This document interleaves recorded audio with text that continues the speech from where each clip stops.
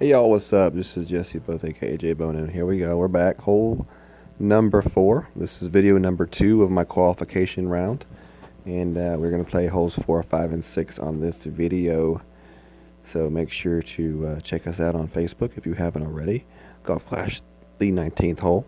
Just search us in the search bar. We're easy to find. It pulls right up, and come hang out with us. So we're gonna play hole number 9. Here we go.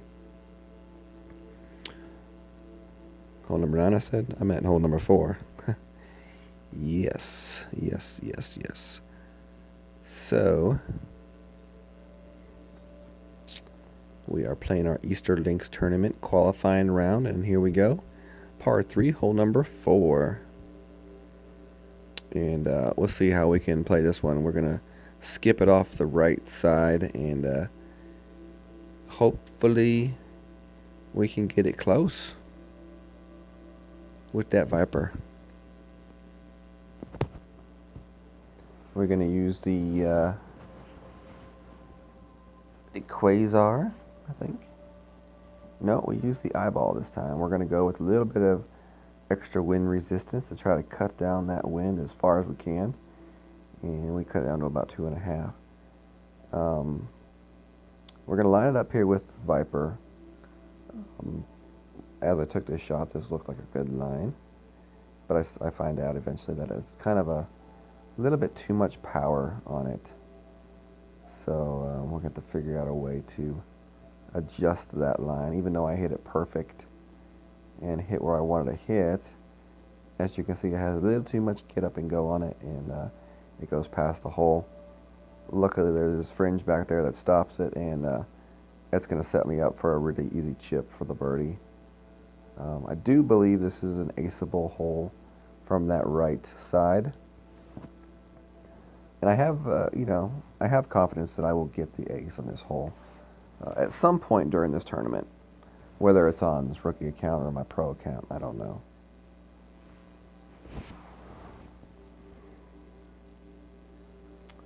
So here we have Chris, my opponent, getting ready to make his chip.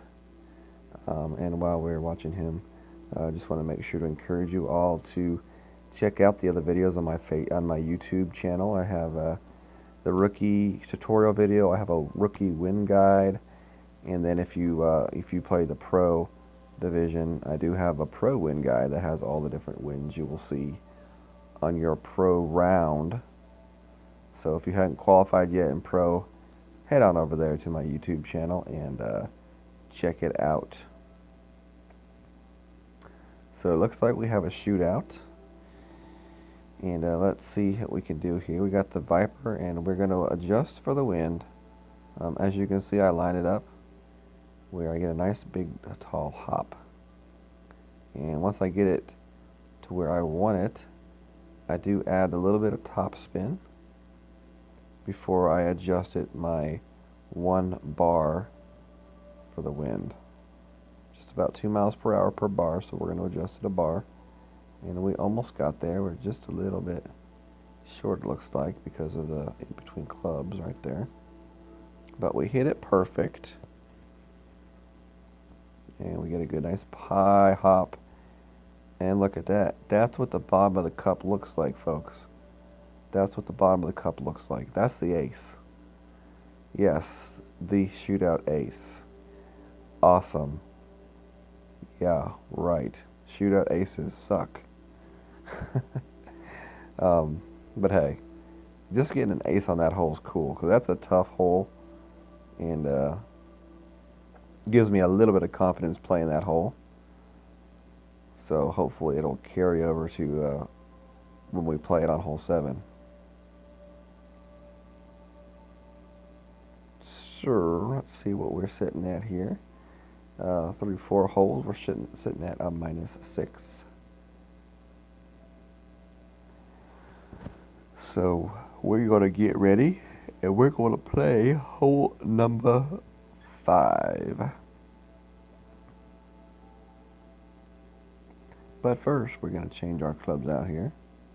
Put the big dog back in the bag.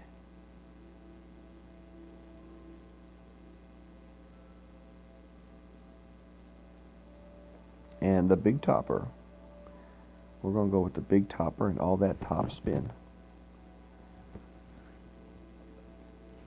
See how that worked out for us. I do think on this next upcoming hole you can use the big dog if you want.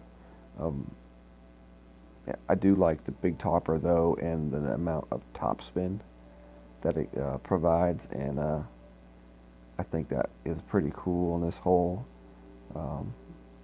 because you do have a very large patch of rough that you want to make sure that you are able to roll through if you do come up a little bit short on your drive.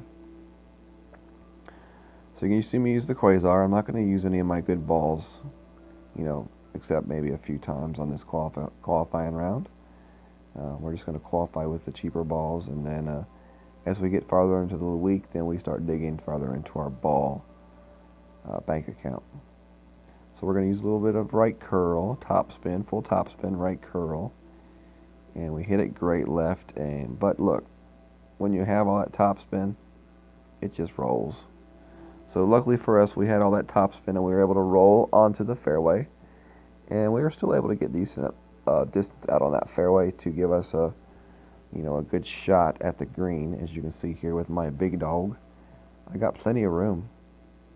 So if you got a sniper or a Viper, you could probably use those clubs from where you saw me laying on for my second shot.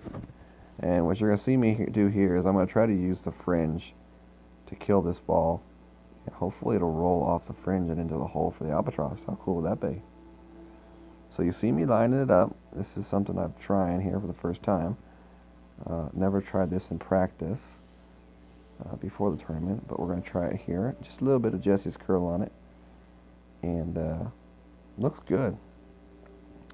And it does hit that rough and get a little bounce, but it still had a little too much power on it, even though we're going to get a little bit of roll on it, and it's going to end up a little bit farther away from the hole, but definitely a shot that I'm happy with. I can't say I got the results I wanted. The results would have been an albatross, but I mean, the theory and technique behind the shot is there. So definitely one that might get close to getting albatross too during the week.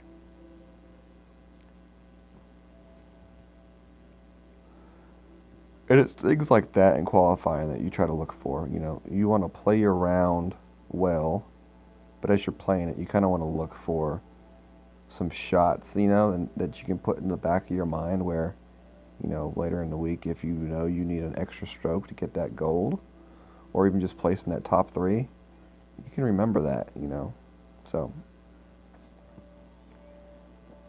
I wouldn't say that's a stroke I left out on the course, but that's a stroke that's out on the course for the taking. But it will take a good shot to take that stroke. So we're going to go ahead and we're going to move on to our next hole. Hole number 6. And this is a par 4. And this is a hole that we've seen before many a times. And we're going to change our club back to the extra mile. I like the extra mile in this hole. I'm comfortable with it. I guess you could use probably the quarterback if you wanted to, and you wanted that accuracy. You could use the big topper and use the top spin. But I'm going to go ahead and use the extra mile just because it's a club I'm comfortable with on this hole. And I seem to have a really easy time hitting a perfect on this hole on this shot. I don't know, I guess it's just a mental thing. So we're going to go ahead and get started on this hole.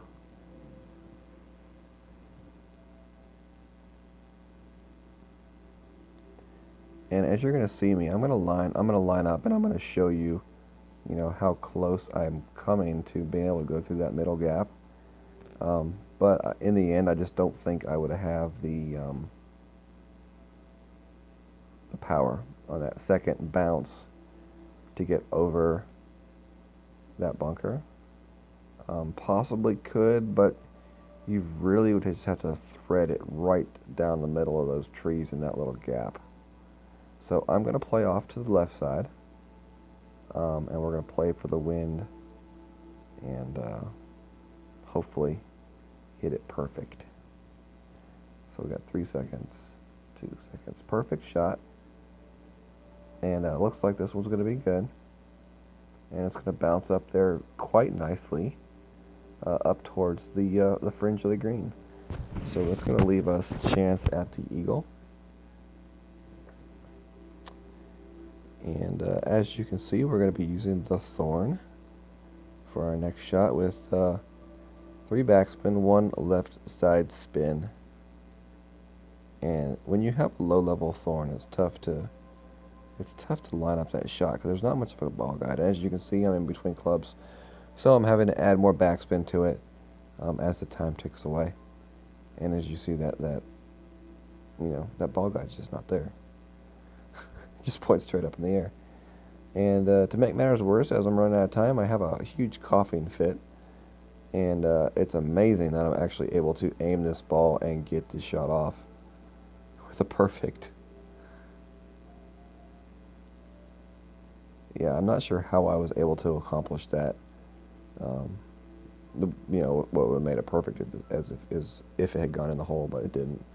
So I'm just glad I didn't like totally mess up and like hit like a hook or a slice shot, because I was pretty much like on the verge of a sneeze. And if you thought Golf Clash is tough to play in the tough winds, try to play Golf Clash while you're sneezing. So anyways, that's holes 4, 5, and 6. Join me